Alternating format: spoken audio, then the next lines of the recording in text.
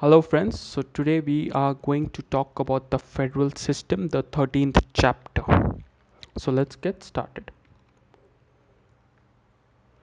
When we talk about federal system, the first thing that comes in mind is the government. Okay, the government can be classified into unitary and federal on the basis of the nature of relations between the national government, that is the center, and the regional government, that is the state. Okay, so what happens is that the government, okay, when we talk about government, there are two types of government. One is the unitary type of government, and the other one is the federal type of government. Okay, so when we talk about the unitary type of government, okay, when we talk about the unitary type of government, we talk about is one in which all the powers are vested in the national government, and the regional government, if at all it exists, derives the authority from the national government. Okay, so what is this? What is unitary type of government? It is the one in which the center will be all powerful.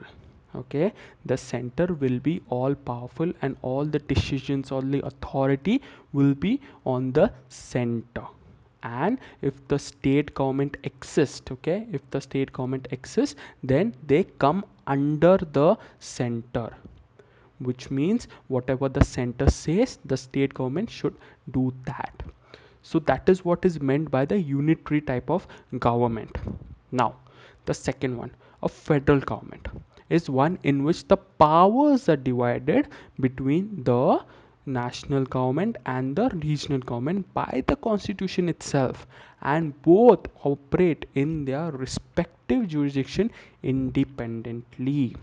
Okay, so the first one we saw about the unitary one, in which the center is all powerful, and if the state government exists, then they come under the center, and they have to follow what the center has told them to do. When we talk about the federal type of government, in the federal type of government, the powers, okay, the powers are divided between the center and the states. Okay, in federal type of government, the powers are divided between the national government and the regional government, that is the center and the states, by the constitution itself, and both operate in their respective jurisdictions independently. Okay, so they the powers are divided, and they operate their own jurisdictions independently. Okay, that is what is meant by the federal type of government. In India, we follow a blend of both. Okay, we follow both unitary as well as federal type of government. Usually we try to follow a federal government, but if any situation arises like national emergency and all that, at that time the country becomes a unitary form of government, in which the decisions will be taken by the center. Okay, the decisions will be taken by the center, and the state should follow and should obey those decisions. Okay, now when we talk about the federal features, when we talk about the federal government, what are the features of the federal government? The first one is dual polity. Okay, which means the constitution establishes the dual polity, consisting the union at the center and the states at the periphery. Okay, so each of them are given independent powers to be exercised in their field assigned to them respectively by the constitution. Okay, so when we talk about dual polity, what does this mean? This means that the powers are divided between the center and the states, and they both of them, that is the center and the state, they exercise their powers in their respective jurisdiction. Okay, the union government deals with the matters of national importance like defense, foreign affairs, currencies, communication, and so on. So those matters which are important for the nation as a whole, okay, like defense is common throughout the country, right? The matters which are relating to defense and all that, the center will make those decisions and not the state. Okay, so the matters of national importance like defense, foreign affairs, currency and communication, like these matters will be taken by the union and they will make decisions on these things. Okay, the state government, on the other hand,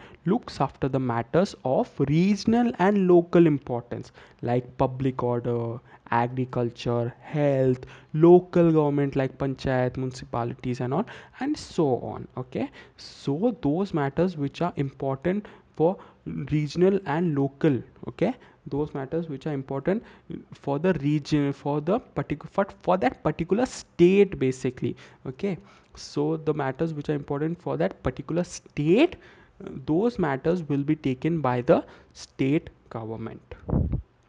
Now, second thing, written constitution.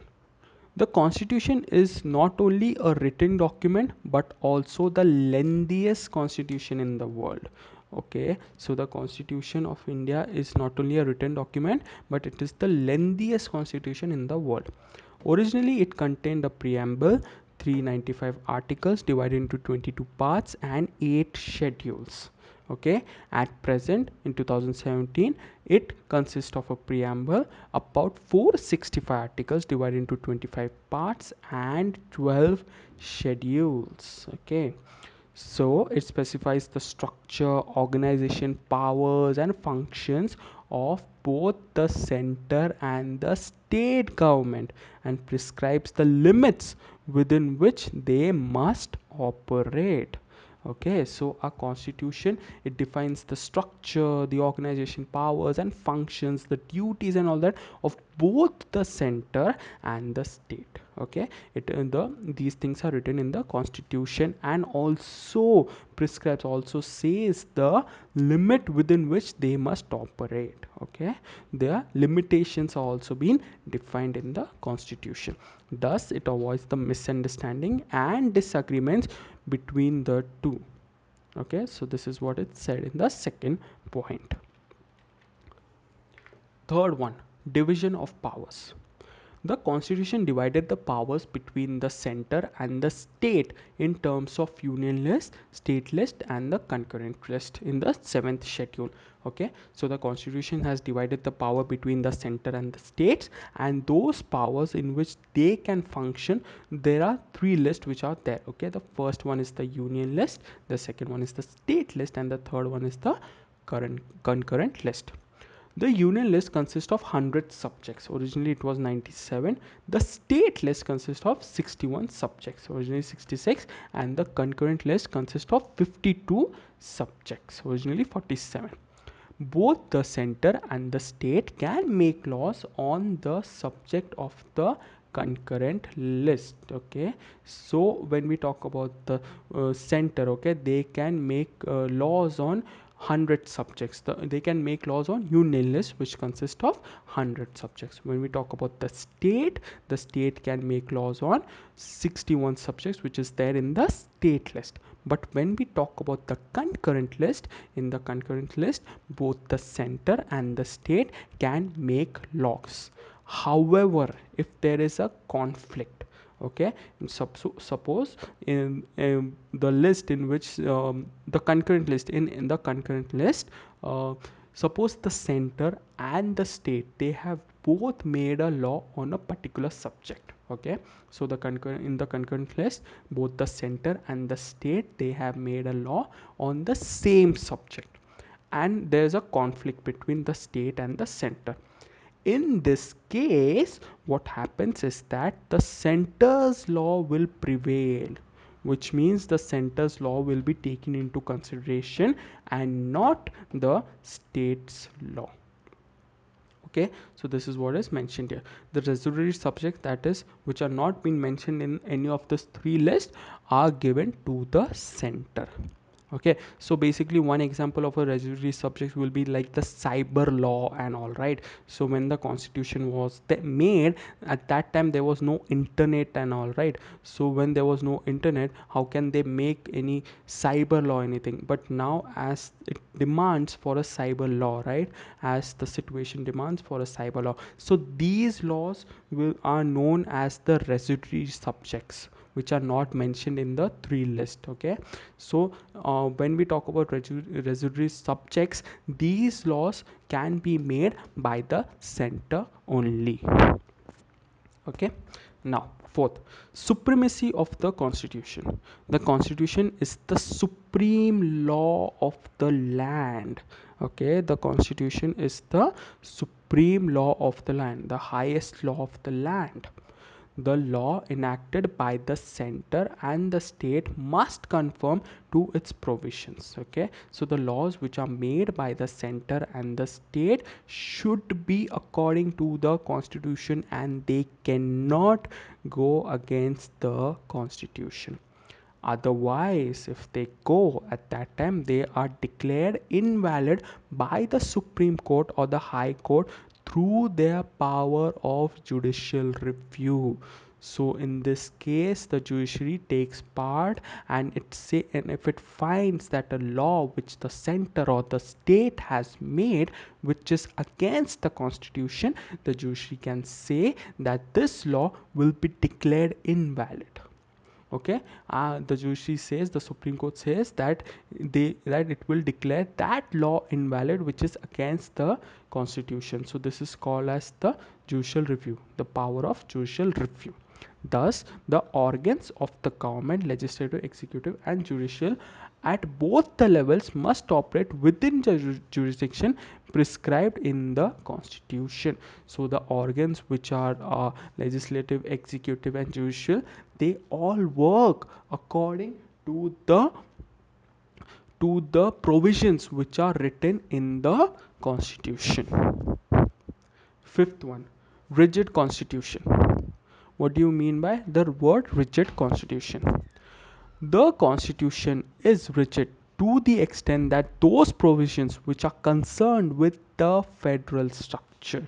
Okay, so the constitution is rigid to the extent where the provisions are concerned with the federal structure. What are those? Like the election of the president and its manner, extent of the executive power of the union and the states, Supreme Court and High Court, distribution of the legislative powers between the union and the states. Okay, any of the list in the seventh schedule, which is the union list, state list and concurrent list, representation of states in parliament. So when we talk about these things, okay, when we talk about these points, these are related to the federal structure of India, of our constitution. These are the federal structure, and if you want to amend any of these things, okay, if you want to amend any of these points, if you want to make changes in the constitution in any of these points, at that time it can be amended only by the joint action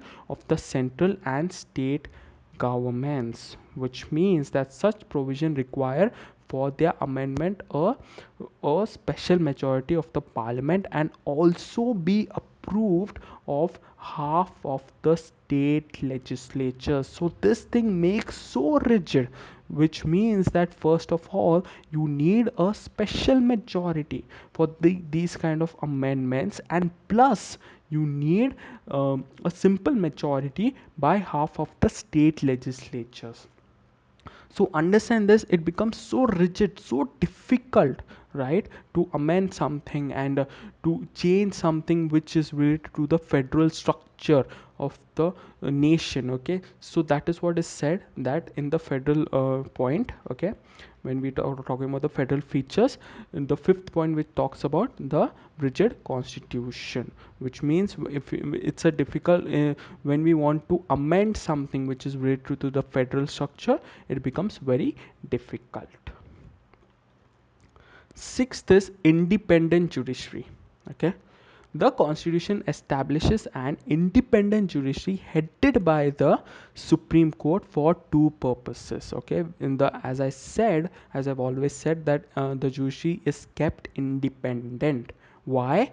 To protect the supremacy of the constitution by exercising the power of judicial review, which means that our constitution is the supreme law of the land, and the parliament or the state legislature or anyone cannot go against the constitution. But if in case the parliament or the state legislature they go against the constitution, there should be someone to protect it, right? To protect it, because if they are going against the constitution, in that case the constitution is no longer supreme, and the parliament is what is being supreme, right? If it changes the constitution, and if it's amending the constitution which is against the the basic structure of the constitution, at that time what happens is that the constitution is no longer supreme.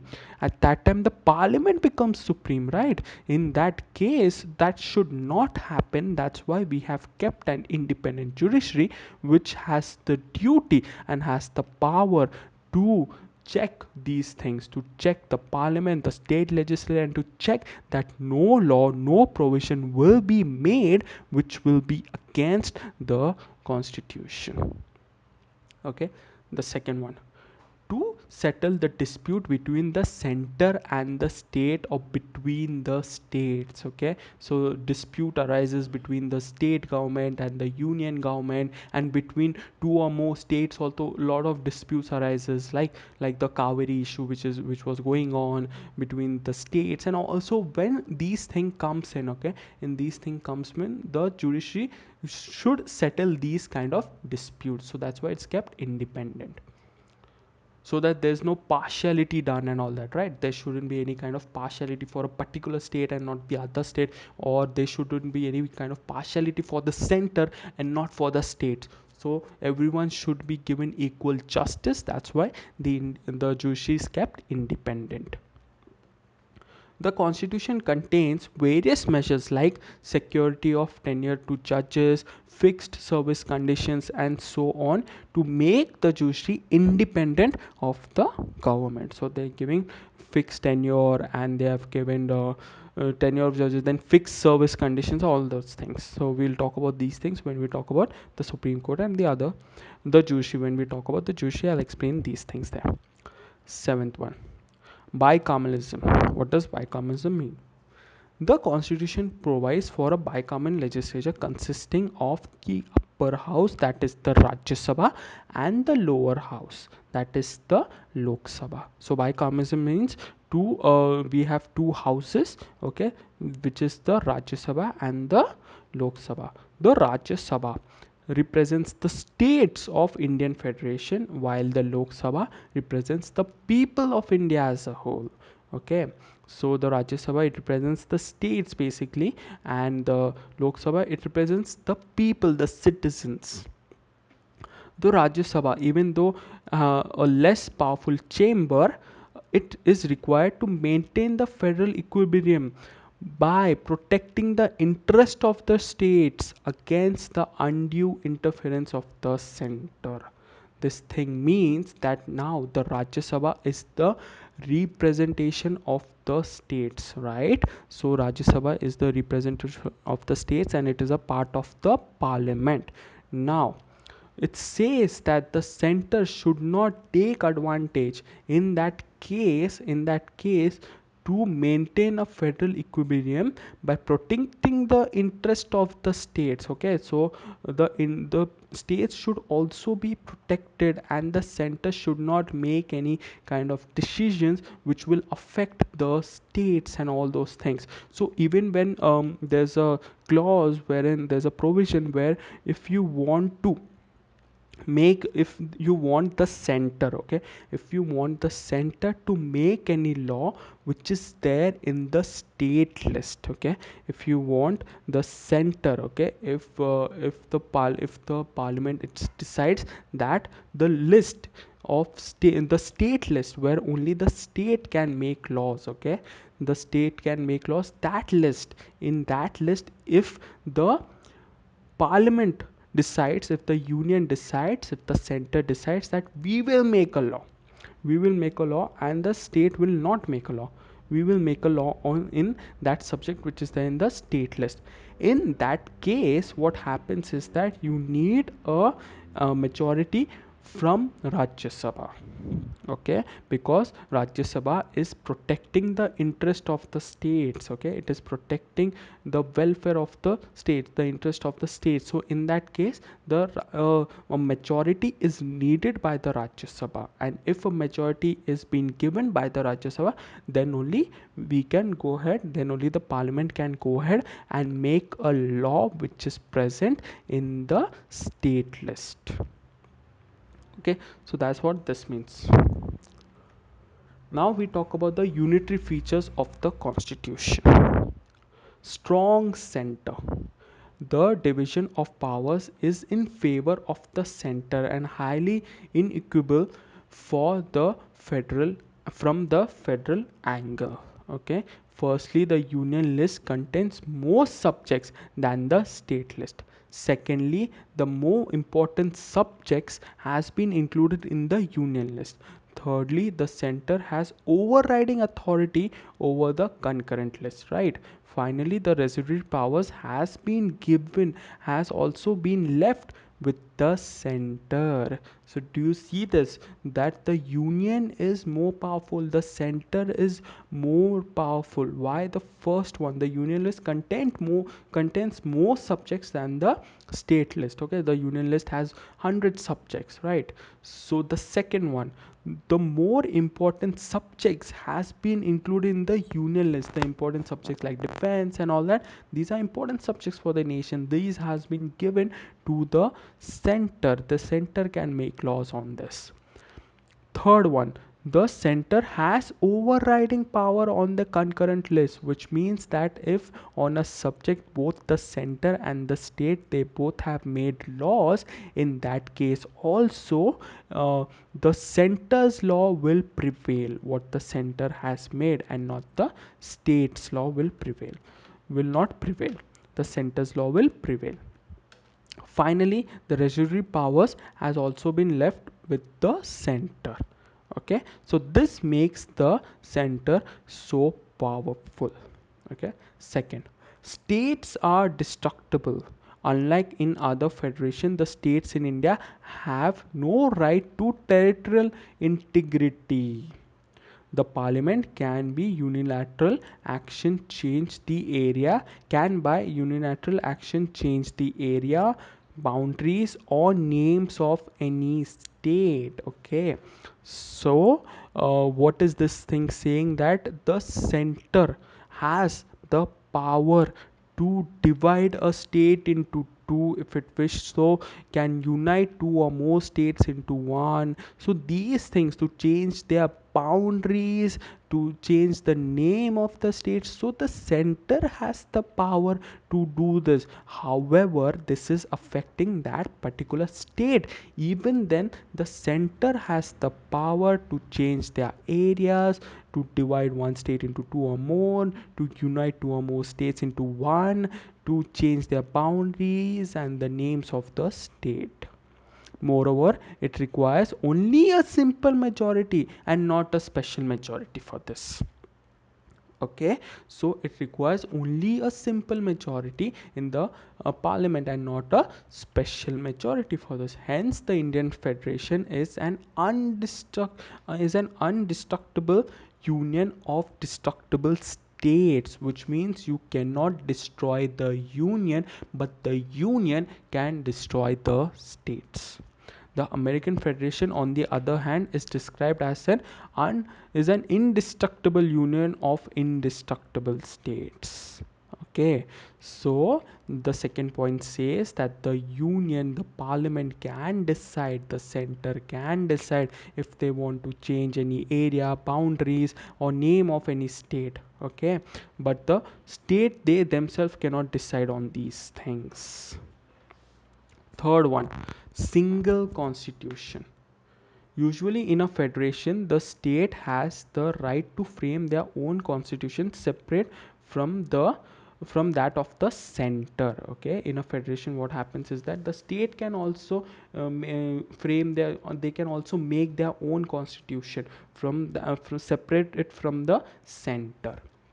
In India, on a contrary, no such power is given to any states. Okay, the constitution of India embodies not only the constitution of the center but also to those of the states.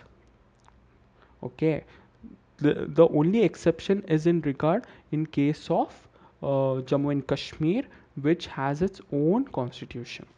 So this thing is saying that the states, they don't have their own constitution, and we have only one constitution, that is the Indian constitution. Okay, the states, they do not have right to make their own constitution. However, Jammu and Kashmir has their own state constitution.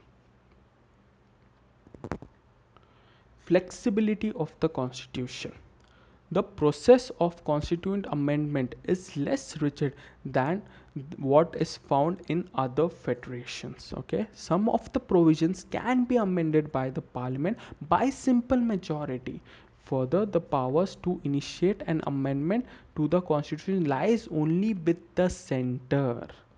Okay, so this thing says that there are some provisions which also can be amended in the constitution by simple majority also, right? So we have seen this thing earlier in the earlier chapters. However, the power to initiate an amendment of to the constitution lies only with the center. So the center only has the power to initiate an amendment to the constitution.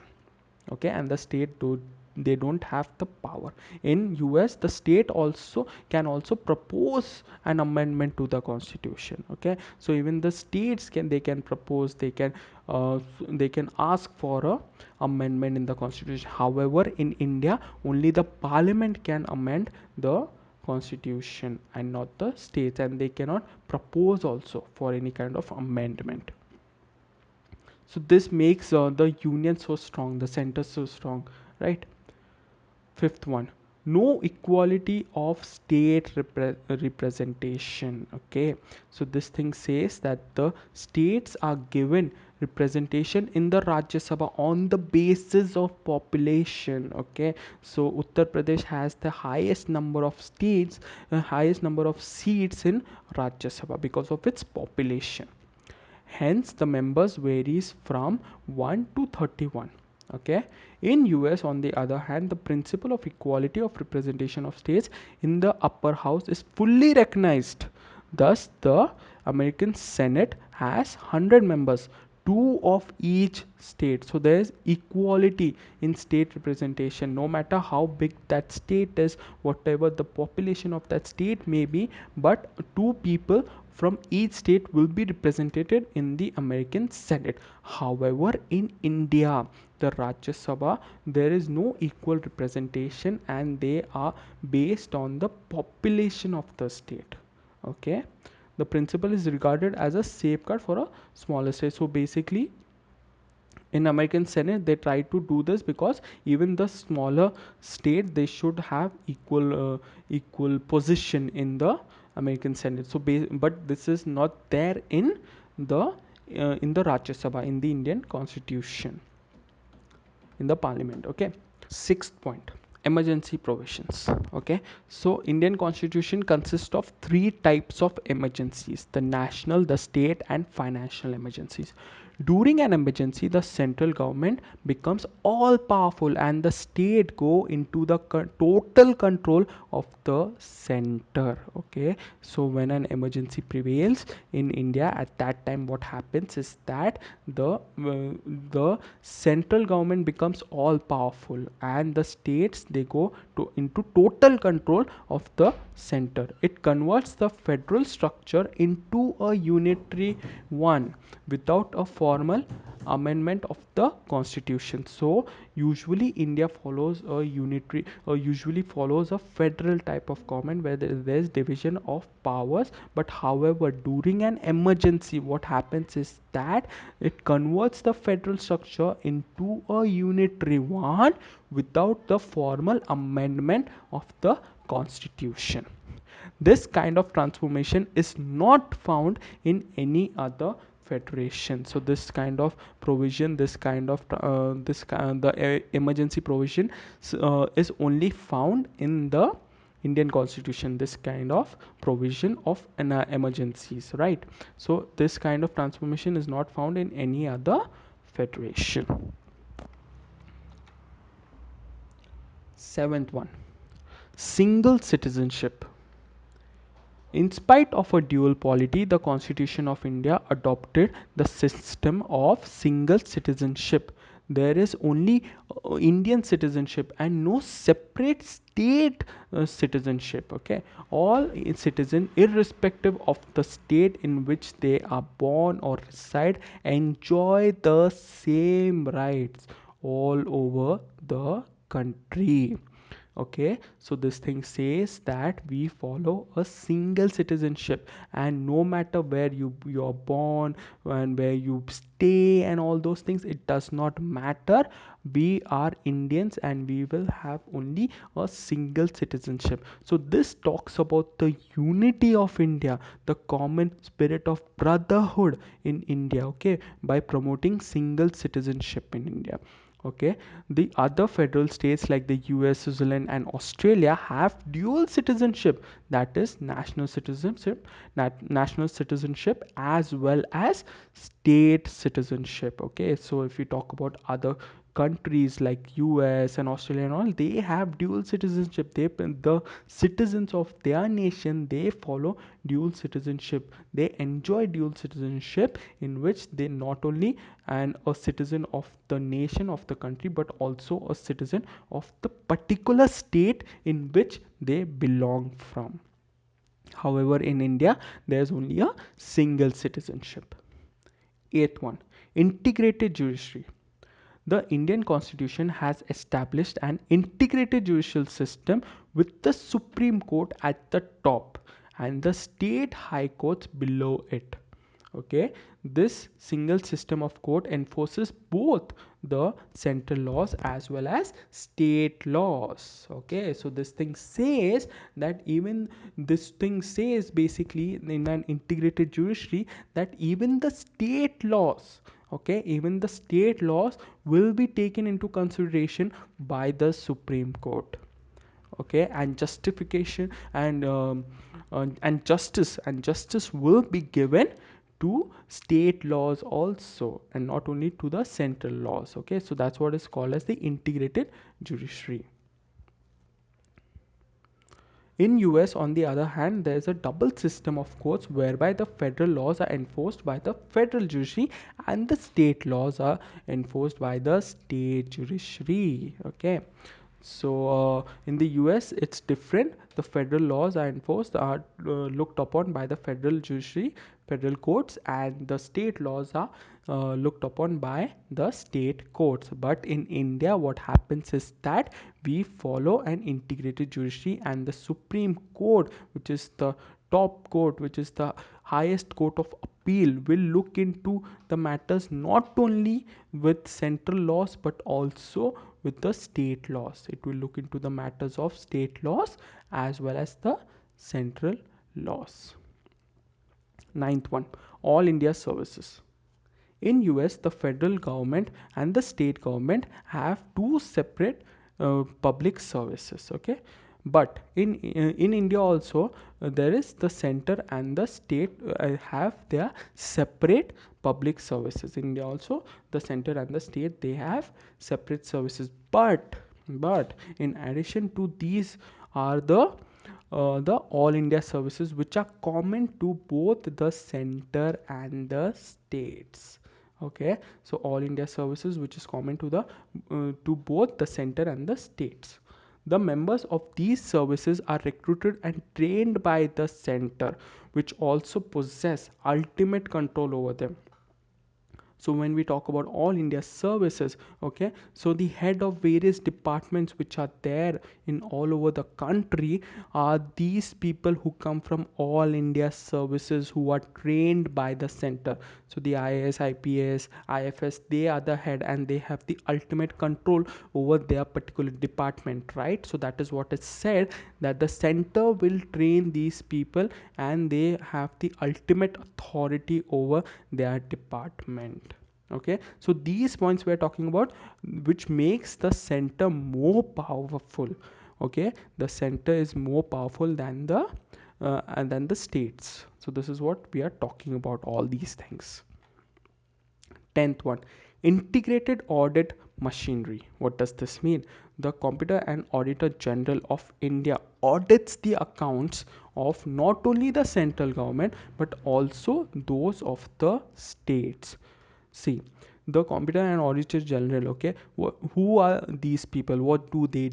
They basically try to audit. Okay, now we pay our taxes. Okay, we pay our taxes, and it is our right to know that our money is being utilized for the betterment of India. There is no kind of corruption going on and all these things. Okay, in that case, what happens is that there are these people who are called as auditor, Comptroller and Auditor General, who have the responsibility to audit the accounts, who will check the accounts. The money which we have paid gets stored, and the government takes that money and they try to use it for the betterment of the people, right? So Comptroller and Auditor General, they look into the accounts, they see that the money is being utilized efficiently, and there's no kind of corruption or anything goes on. Okay, but so this is something which I have explained you in very brief. There's a complete chapter on this, I'll explain you there. Okay, but his appointment and removal is done by the president without consulting the states. Okay, however, the Comptroller Auditor General, he audits the accounts of both the central government and the state government. Okay, he audits the accounts of both the central and the state government. However, his appointment and removal is decided by the president without consulting the state. Okay, hence this office restricts to financial autonomy of the states. Okay, so this is what it talks about, his appointment, and however he audits both the central and the state government. However, his appointment and removal will be done by the president only, without consulting, without taking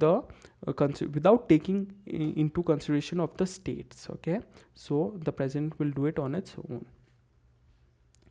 11th, Parliament's authority over state list. Okay, even in the limited sphere of authority allotted to the states, they do not have exclusive control. Okay, even they have limited authority over their own states, even they do not have their exclusive control over them. The parliament is empowered to legislate on any subject in the state list if Rajya Sabha passes a resolution to that effect in the national interest. So if the Rajya Sabha, they pass a resolution that they want that the parliament should legislate on any subject which is there in the state list, so they can do so. Okay, this means that the legislative competence of the parliament can be extended without amending the constitution. Notably, this can be done when there is no emergency of any kind also. Okay, so the parliament can legislate on any subject which is there in the state list, and the state, they do not have exclusive control over their own list only. Okay, so this is what it talks about, how the center is more powerful than the state. 12th one, appointment of governor. The governor, who is the head of the state, is appointed by the president. He holds office during the pleasure of the president. He also acts as an agent of the center. Okay, so this thing says that the appointment of the governor, okay, who is the head of the state, is appointed by the president, by the center. The appointment of the governor, who is the head of each state, is appointed by the president, by the center. He holds office during the pleasure of the president, okay, and he acts as an agent to the center, okay. Through him the center exercises control over the states, okay. So this is what it means. However, when we talk about the American Constitution, on the contrary, provided for an elective head of the states, okay. So there the government is the governor, there the governor is elected. However, in India the governor is appointed by the president, okay, and he is there during the pleasure of the president. He acts as an agent of the center. 13th one, integrated election machinery. The election commission conducts elections not only to the central legislature but also to the state legislature, okay. So there's this election commission which checks to free and fair election is going on in the country or not. So all these things, okay. So the election commission conducts elections not only to the central legislature but also to the state legislature, but the body is constituted by the president and the state has no say in this matter, okay. So the president is the person who will make this body, and the state has no say in this matter. The position is same with regard to the removal of the members as well, okay. So the president will remove and appoint the members of the election commission. However, the election commission conducts elections not only for the state or not only for the center but also for the states. However, the president will appoint and remove the members of the election commission, and the states cannot decide on these things, okay. So this is what is said in the integrated election machinery. Veto over state bills. The governor is empowered to reserve certain types of bill passed by the state legislature for the consideration of the president, okay. So this thing means that even the state legislature can make laws, right? But at the end what happens is that it should be sent to the governor for his assent when we talk about the states, okay. At that time the governor can reserve a particular bill, okay. So at that time the governor will reserve that particular bill which is sent by the state legislature. He can reserve that particular bill for the consideration of the president, okay. And the president can also withhold his assent to such bills, okay. So the president can also withhold his assent. Thus the president enjoys absolute veto over state bills, okay. So the president, he enjoys absolute veto over the state bills. So this is the end of the 13th chapter. I hope you like this chapter, and thank you so much. Bye bye.